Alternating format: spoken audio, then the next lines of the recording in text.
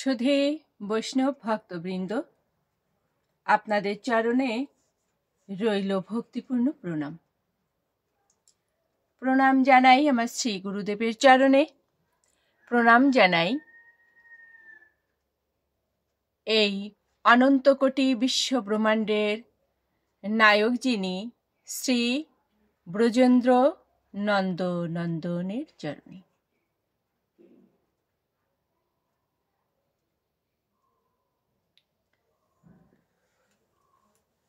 সুধী বৈষ্ণব ভক্তবৃন্দ, আজ আমরা একাদশীর তত্ত্ব সম্পর্কে জানব। আমরা জানি সকলে, তারপরও একবার স্মরণ করি একাদশী তত্ত্ব। পদ্মপুরাণে একাদশী প্রসঙ্গে বলা হয়েছে, এক সময় জৈমিনী ঋষি তার গুরুদেব মহর্ষি ব্যাসদেবকে জিজ্ঞাসা করলেন, হে গুরুদেব। কে জিজ্ঞাসা করলেন? জৈমিনী ঋষি জিজ্ঞাসা করছেন গুরুদেব মহর্ষি ব্যাসদেবকে, হে গুরুদেব, একাদশী কি? একাদশীতে কেন উপবাস করতে হয়? একাদশী ব্রত করলে কি লাভ হয়? একাদশী ব্রত না করলেই বা কি ক্ষতি? এ বিষয়ে আপনি অনুগ্রহ করে আমায় বলুন। মহর্ষি ব্যাসদেব তখন বলতে লাগলেন, সৃষ্টির প্রারম্ভে অর্থাৎ শুরুতে পরমেশ্বর ভগবান এই জড় সংসারে স্থাবর জঙ্গম সৃষ্টি করলেন।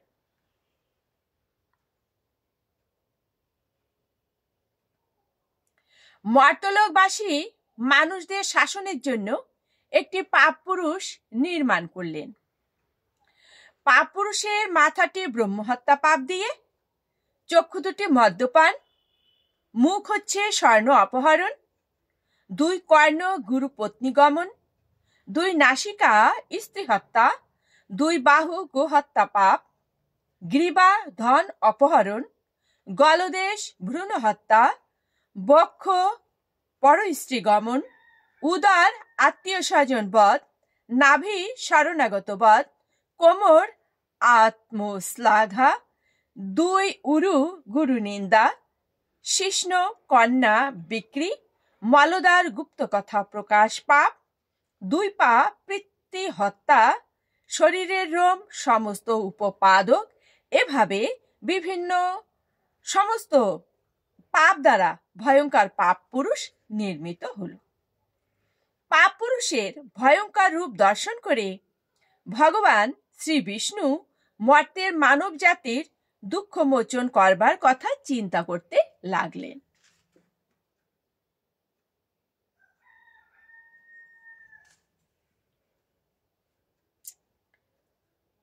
একদিন গরুরের পিঠে চড়ে ভগবান চললেন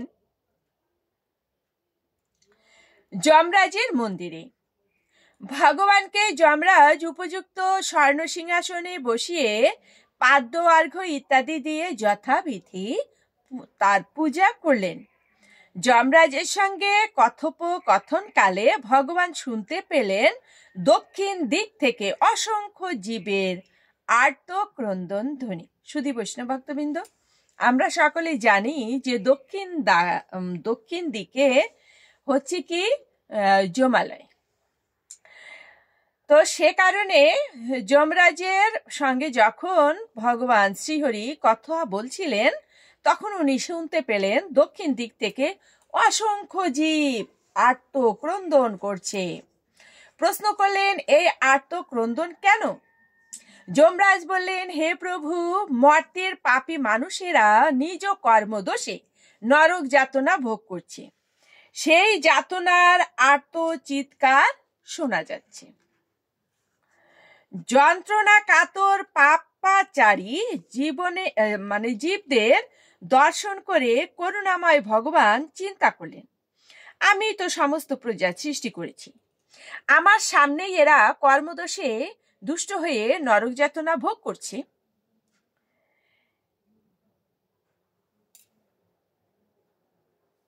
এখন আমি এদের একটা সদ্গতির ব্যবস্থা করব। ভগবান শ্রীহরি সেই পাপাচারীদের সামনে একাদশী তিথি রূপে এক দেবী মূর্তিতে প্রকাশিত হলেন। সেই পাপীদেরকে একাদশী ব্রত আচরণ করালেন। একাদশী ব্রতের ফলে তারা সর্বপাপ মুক্ত হয়ে তৎক্ষণাৎ বৈকুণ্ঠ ধামে গমন করল। শ্রী ব্যাসদেব বললেন, হে জৈমিনী ঋষি, শ্রীহরির প্রকাশ এই একাদশী সমস্ত সুকর্মের মধ্যে শ্রেষ্ঠ এবং সমস্ত ব্রতের মধ্যে উত্তম ব্রত। কিছুদিন পরে ভগবানের সৃষ্ট পাপ পুরুষ এসে কি করল, সেই শ্রীহরির কাছে করজোরে কাতর প্রার্থনা জানাতে লাগলো, হে ভগবান, আমি আপনার প্রজা। আমাকে যারা আশ্রয় করে থাকে তাদের কর্ম অনুযায়ী তাদের দুঃখ দান করাই আমার কাজ ছিল, কিন্তু সম্প্রতি একাদশীর প্রভাবে আমি কিছুই করতে পারছি না, বরং ক্ষয়প্রাপ্ত হচ্ছি। কেননা একাদশী ব্রতের ফলে প্রায় সব পাপাচারীরা বৈকুণ্ঠের বাসিন্দা হয়ে যাচ্ছে। হে ভগবান, এখন আমার কি হবে? আমি কাকে আশ্রয় করে থাকব? সবাই যদি বৈকুণ্ঠে চলে যায় তবে এই মর্তে কি হবে? আপনি বা কার সঙ্গে এই মর্তে ক্রীড়া করবেন যদি সমস্ত প্রজারা বা মানবরা বৈকুণ্ঠ ধামে চলে যায়? পাপ পুরুষ প্রার্থনা করতে লাগলো, হে ভগবান, যদি আপনার এই সৃষ্টি আপনার এই সৃষ্ট বিশ্বে ক্রীড়া করবার ইচ্ছা থাকে, অর্থাৎ লীলা করার ইচ্ছা থাকে, তবে আমার দুঃখ দূর করুন। একাদশী তিথির ভয় থেকে আমাকে রক্ষা করুন। হে কৈটবনাশন, আমি একমাত্র একাদশীর ভয়ে ভীত হয়ে পলায়ন করছি। মানুষ, পশু পাখি, কীটপতঙ্গ, জল ও স্থল, বন ও প্রান্তর, পর্বত, সমুদ্র, বৃক্ষ, নদী, স্বর্গ, মর্ত্য, পাতাল সর্বত্রই আশ্রয় নেওয়ার চেষ্টা করছি, কিন্তু একাদশীর প্রভাবে কোথাও নির্ভয়ে আমি স্থান পাচ্ছি না। সে কারণেই আজ আমি আপনার শরণাগত হয়েছি।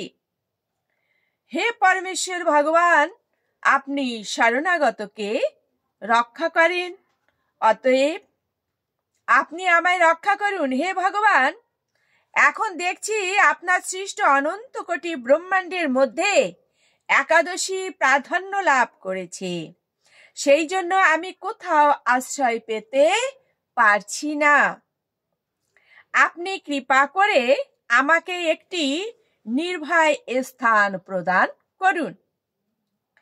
পাপ পুরুষের প্রার্থনা শুনে ভগবান শ্রীহরি বলতে লাগলেন, হে পাপ পুরুষ, তুমি দুঃখ করো না। যখন একাদশী তিথি এই ত্রিভুবনকে পবিত্র করতে আবির্ভূত হবে, তখন তুমি অন্ন ও রবিশস্য মধ্যে আশ্রয় গ্রহণ করবে। তাহলে আমার মূর্তি একাদশী তোমাকে বধ করতে পারবে না।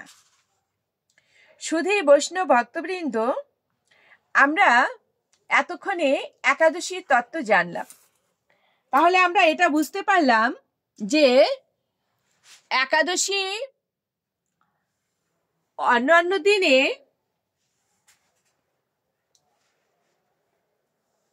আপনাকে কতটুকু রক্ষা করবে। একাদশীর তিথি যেদিন আসবে সেদিন আপনাকে পুরোপুরিভাবে রক্ষা করবে। অতএব আমাদের উচিত হচ্ছে সকলেরই অবশ্যই একাদশী ব্রত করা। আর একাদশীর দিনে পঞ্চশস্য অর্থাৎ রবি শস্য আমরা ওটা পেতে পারি না, কারণ হচ্ছে সেখানে সূক্ষ্মাতি সূক্ষ্মতর অবস্থায় অবস্থান করছে পাপ পুরুষ প্রতিটা অন্নের ভিতরে। তাহলে একগ্রাস অন্নের সঙ্গে কোটি কোটি পাপ আপনি কি করবেন? গ্রহণ করবেন, এবং সেই পাপের ফল আপনাকে জন্ম জন্মান্তরে ভোগ করতে হবে। এটা খুব সহজ কথা, আমরা সকলে জানি। তাহলে আসুন আমরা সকলে একাদশী ব্রত পালন করব।